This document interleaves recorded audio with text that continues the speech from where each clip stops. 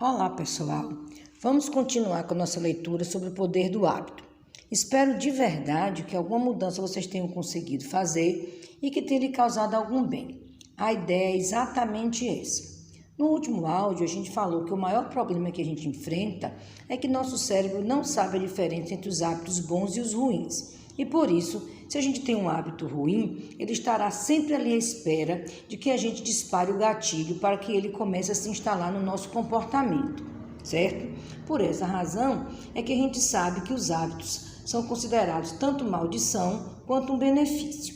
A gente já falou disso antes, em outro áudio, né? Então vamos dar continuidade à nossa leitura do livro, certo? Porém, os hábitos surgem sem a nossa permissão. Estudos indicam que, em geral, as famílias não pretendem comer fast food regularmente. O que acontece é que um padrão de uma vez por mês lentamente se torna uma vez por semana e então 2 vezes por semana, até que as deixas, a gente já pode traduzir aqui essa deixa como gatilho, acho que vocês já ouviram, não sei se eu já falei isso em algum momento, né? Então a deixa, gente, é porque deixa é um linguajar mais americano. Como esse livro é escrito por um americano, ele usa deixa no lugar de gatilho. E o que é o gatilho? O gatilho é o que dispara uma ação, não é?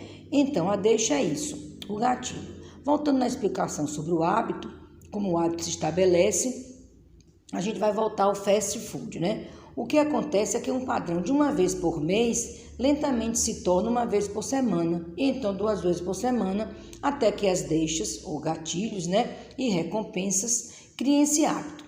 Até que as crianças estão consumindo uma quantidade de hambúrgueres e fritas que é prejudicial à saúde.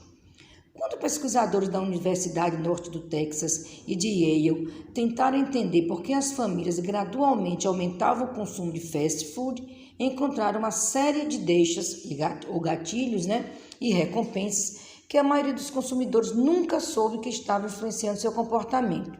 Foi então que eles descobriram o loop do hábito, que a gente também já falou em outro áudio. Todo McDonald's, por exemplo, possui a mesma aparência. A empresa deliberadamente tenta padronizar a arquitetura das lanchonetes e tudo que os funcionários dizem aos clientes é da forma programada para que seja uma deixa, o gatilho, né, consistente e assim desencadear rotinas de compra.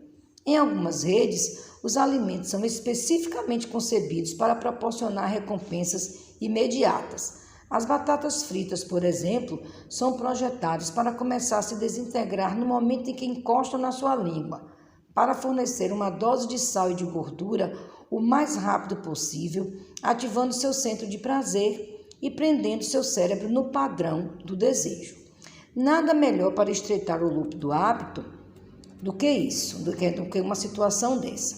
Algumas alterações podem acabar com esse padrão, mas já que frequentemente não reconhecemos esses loops de hábitos enquanto eles crescem, não enxergamos nossa capacidade de controlá-los. Aprendendo a observar as deixas e recompensas, no entanto, podemos mudar as rotinas. Aqui vai uma interferência minha.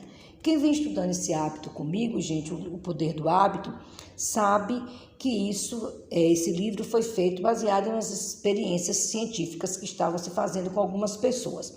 Em primeiro lugar, eles fizeram experiência com Lisa, não sei se vocês lembram, aquela que tinha o hábito de fumar. E depois de muito tempo, aliás, eu acho que simultaneamente eles faziam também interferências com muitas pessoas. Eu escolhi somente uma, porque como a ideia é a gente fazer o áudio bem curto, eu não vou me delongar em todas as pessoas que eles trabalharam. Eu escolhi o Eugene, que é uma pessoa que teve uma interferência grande para eles definirem esse poder do hábito, como eles funcionam, e vamos falar dele hoje. Então, após várias interferências dos cientistas no caso de Eugene, eles descobriram que os hábitos deram a ele sua vida de volta e depois levaram tudo embora. Eu esqueci de dizer que Eugene teve um problema de perda de memória, certo? Ele foi analisar o cérebro de Eugene por conta dessa perda.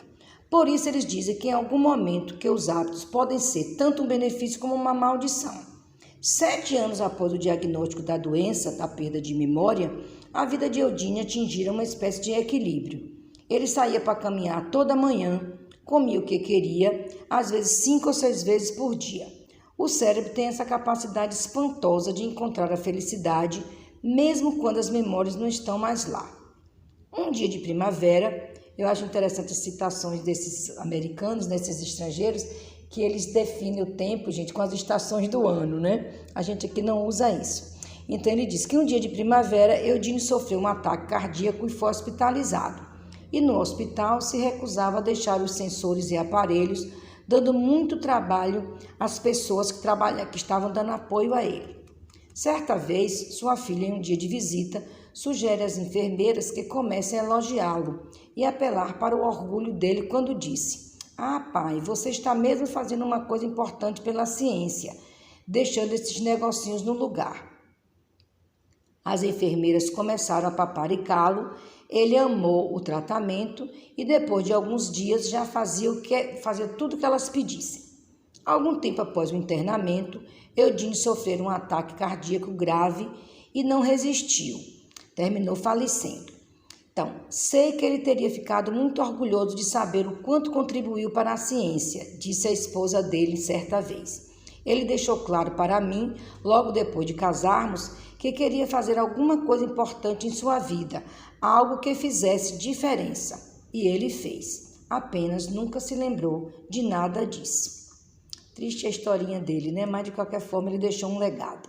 Ok, vamos ficar por aqui. Se essas escutatórias fazem sentido para você, dê seu like, compartilhe, se inscreva no canal. Lembrando que no final do estudo desse livro, a gente vai sortear um exemplar. Estão lembrados? Então, até a próxima semana.